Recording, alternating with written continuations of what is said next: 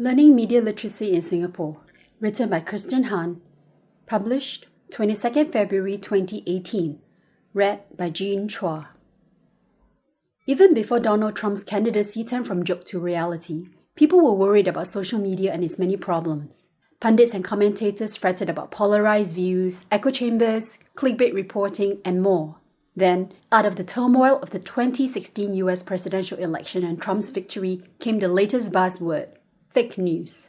Suddenly the term was everywhere, applied to situations ranging from malicious and petty to valid and worrying.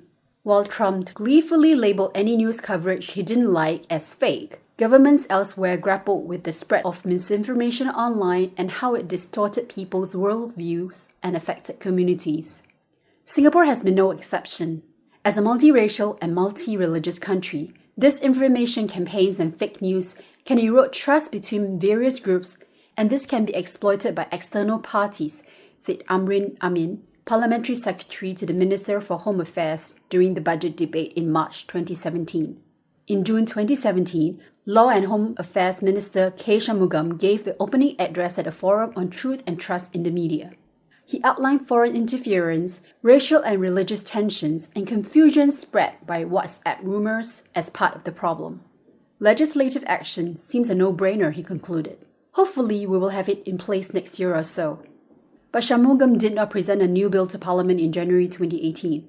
Instead, he introduced a green paper on deliberate online falsehoods put together by the Ministry of Law and the Ministry of Communications and Information. A select committee has been convened to examine the issue and is inviting public feedback until February 28. Legislation has not been the only solution offered up in the discussion of fake news. In that 2017 speech, Shanmugam identified the need to make society more resilient via media literacy education and critical thinking. This echoed the speech made by Senior Minister of State for Defence Mohammed Maliki bin Osman during the 2017 budget debate, where he described individuals as the first line of defence in combating fake news by being discerning and responsible with what we read and decide to share online. Media literacy education has been on Singapore's radar for quite some time. It was identified in 2003 as an important aspect of turning Singapore into a global media city. Yet, researchers point out that holistic media literacy education might still be lacking. Regardless of its presence in the recent policy discourse and the emphasis given to the 21st century teacher education in the NIE, media literacy is still an unclear concept given the various operating interpretations in the local educational setting, wrote Lin Zibin, Inta Azura Mokhtar, and Wang Li Ying in their 2013 paper, The Construct of Media and Information Literacy in Singapore Education System, Global Trends and Policies in the Asia-Pacific Journal of Education. There is no media literacy curriculum in Singaporean schools. Instead, skills relevant to media literacy exist as components of other subjects and lessons. Social studies teachers, for example, drill students in answering source-based questions. Through these exam-oriented exercises, students are taught to compare and corroborate different sources, analyze semiotics, and consider hidden, or not so hidden, agendas. The English language syllabus also includes the teaching of competencies such as critical reading that fall under the umbrella of media literacy. Then there's the focus on cyber wellness, which highlights the risks and dangers of digital spaces while encouraging individuals to adopt responsible practices. Be a smart digital citizen, says the government-appointed Media Literacy Council on its website. The council goes on to emphasize values like empathy, graciousness, respect, and integrity. Resources provided include advice on combating cyberbullying, online safety, dealing with trolls, and dealing with screen addiction. Public education seems to be infused with a protectionist rationale that aims to educate citizens, especially youth, about the harmful or hurtful experiences that their engagement with media can trigger, either for themselves or for others through their behavior. Such ethical considerations are one important aspect of media literacy as espoused by leading scholars and educators internationally. However, they seem to predominate the spirit of public education initiatives led by the Media Literacy Council, with the majority of the resources and programs targeting responsible media use and cyber wellness, writes Cecilia Wininger, an assistant professor at the National Institute of Education in her 2017 paper, Media Literacy Education in Singapore, Connecting Theory, Policy and Practice. The problem here is that media literacy education becomes too narrowly defined, thus restricting education initiatives that target media use as an avenue for expression and collaborative action, she adds.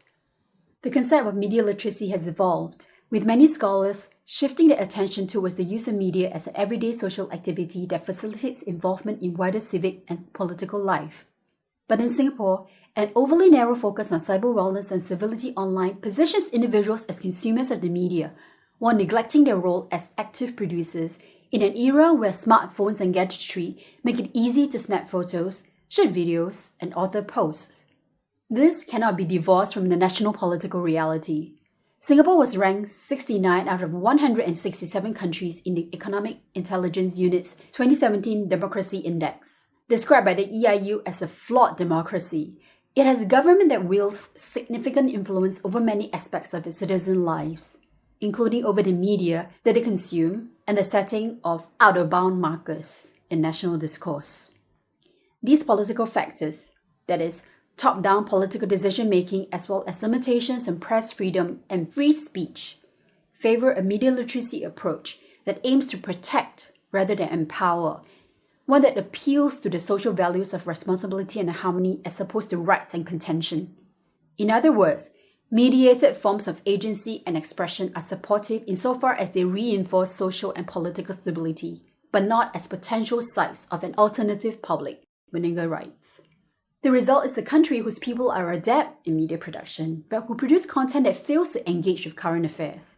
Most of my students, when they first come to me, are not even interested in any kind of reading beyond what they gorge on via their preferred social media platforms, says Kevin Seah, a private tutor specializing in English literature, and the A-level general paper. The social media experience is a consciously frivolous one. The friends who engage with socio-political issues on social media are seen as a little bit strange. This disconnect between media production and political participation was made particularly stark when the government paid prominent Instagram users to promote the country's upcoming budget.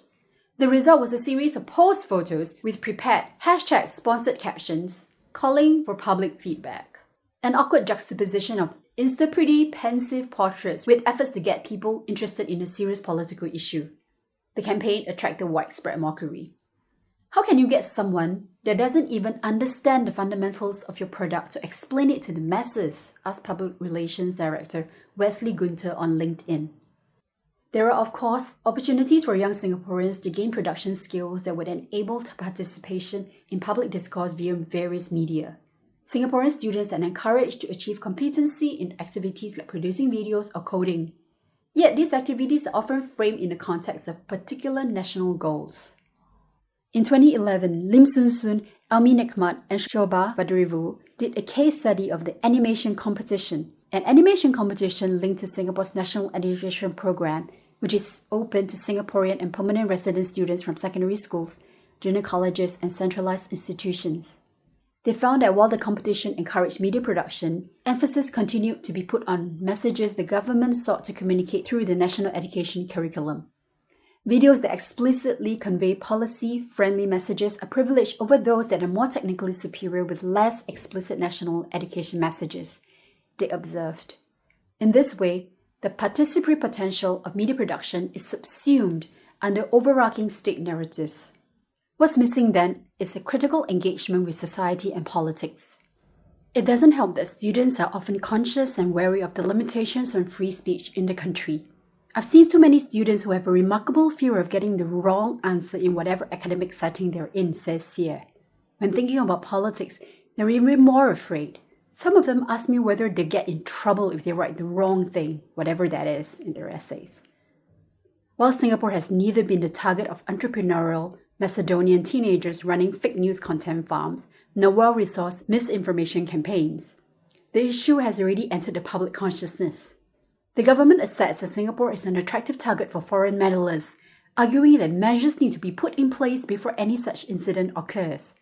The government's fear is very real, particularly since the next general election is less than 3 years away, says media consultant and trainer Lau Jun Ni. It's a complex situation with no obvious solution. The need for legislation is controversial. While Law Minister Shanmugam might think of it as a no-brainer, others have raised concerns of greater curbs on free speech. We do not want a heavy-handed approach that will root out constructive, though at times disagreeable voices, said nominated Member of Parliament Kok Heng Loon in his parliamentary speech. That the country already has laws dealing with inciting hostility, defamation, hoaxes, and even wounding religious feeling has not escaped notice.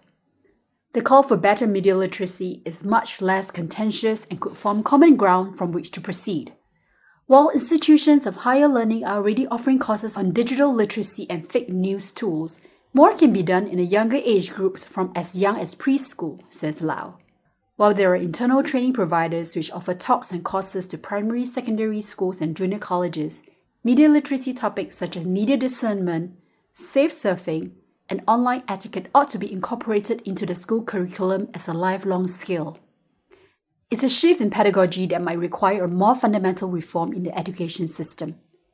Media education production programs should not be dominated by activities that transmit technical skills, but pay equal emphasis to both technical competencies and critical literacy, wrote Lim, Nikmat, and Vadrivu. However, such efforts need to proceed in tandem with overarching institutional changes in the education system, where the top-down transmission mode of instruction is gradually transformed into a more level, participatory style of learning.